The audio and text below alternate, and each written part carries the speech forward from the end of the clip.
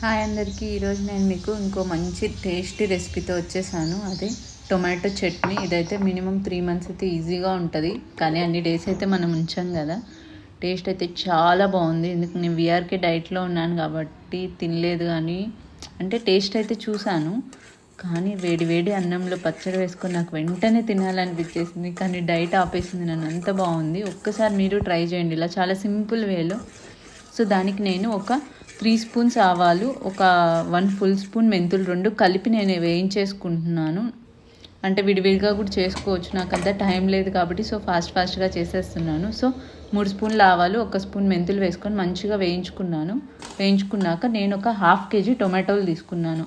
1/2 kgకి ఒక 50 grams అంటే పెద్ద నిమ్మకాయ సైజు చింతపండు సరిపోతుంది. సో వాటిని చిన్నగా కట్ చేసుకుని టమాటాలు, చింతపండు అవి 2 వేసి బాండట్లో ఆయిల్ ఏం వేయనవసరం లేదు, ఆయిల్ అవసరం లేదు, వాటర్ అవసరం లేదు.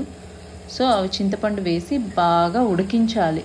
టొమాటోలు మంచిగా వాటర్ ఏం లేకుండా నీట్గా క్లీన్ చేసుకోవాలండి. క్లాత్తో తుడిచేసేయండి కడిగాక. సో మంచిగా ఆరబెట్టేసుకోండి ఒక 1/2 hour అలాగా. తర్వాత దాంట్లో చింతపండు వేసాక దాంట్లో నేను కల్లుప్పు వేసాను. సాల్ట్ కూడా వేసుకోవచ్చు మీకు నచ్చితే. నేను ఉప్పు ఈ స్టేజ్లోనే వేసేస్తున్నాను. సాల్ట్ తీసుకునే పని అయితే మీరు లాస్ట్లో వేసుకోవచ్చు, కానీ ఉప్పు కరగాలి కాబట్టి నేను ఫస్టే వేసేసాను ఉప్పు కూడా. సో చూడండి ఎంత బాగా ఉడికిందో. మొత్తం టమాటా అంతా గుజ్జుగా అయిపోవాలి. టమాటా చింతపండు మంచిగా ఉడికిపోయింది. తర్వాత ఇప్పుడు దీన్ని మనం మిక్సీ పట్టుకోవాలి. మిక్సీ పట్టేటప్పుడే దీంట్లోనే మనం 1 spoon పసుపు వేసుకోండి. పసుపు వేసుకొని తర్వాత దాంట్లో ముందుగా మనం వేయించుకున్న ఆవాలు, మెంతులు పొడి వేసుకోవాలి. తర్వాత దాంట్లోనే నేను ఒక 3/4 గ్లాస్ కారం తీసుకున్నాను. సో నేను తర్వాత కూడా 1 spoon యాడ్ చేశాను. సో 1 full గ్లాస్, చిన్న గ్లాస్తో 1 full గ్లాస్ మీరు కారం వేసుకోవచ్చు. కొంచెం కల్లుపు కూడా కొంచెం అట్లాగే తీసుకోవచ్చు, కానీ ఇంకొంచెం తగ్గించుకొని తీసుకోవాలి. ఒక 3/4 గ్లాస్ సరిపోతుంది కల్లుప్పు. సో తర్వాత దాన్ని మంచిగా మిక్సీ పట్టించుకోవాలి. అక్కడెక్కడ టొమాటో ముక్కలు ఉన్నా పర్వాలేదు, మంచిగా మిక్సీ పట్టుకోండి. కొంచెం ముక్కలు ఉన్నా పర్లేదు, తినేటప్పుడు మాకు మంచిగా అనిపిస్తాయి.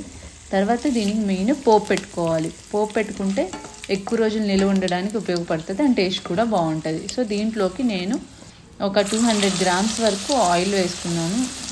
అంటే ఒక 3/4 కంటే కొంచెం తక్కువ ఉంటుందేమో ఆయిల్ తీసుకున్నాను. తర్వాత దాంట్లోనే కొంచెం ఆవాలు, జీలకర్ర, పచ్చిశనగపప్పు, కరివేపాకు వేసుకున్నాను.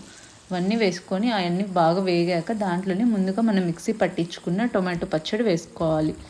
ఆ టమాటో పచ్చడిని ఆయిల్లో మంచిగా ఫ్రై చేసుకోవాలి. ఇప్పుడు మనకి చూడడానికి ఆయిల్ చాలా ఎక్కువ ఉంది, ఏంటి ఇంత ఆయిల్ వేసుకోవాలా పచ్చడి అనిపిస్తుంది, కానీ మొత్తం వేగాక అసలు ఆయిల్ అనేదే ఉండదు. నేనైతే చాలా లైట్గా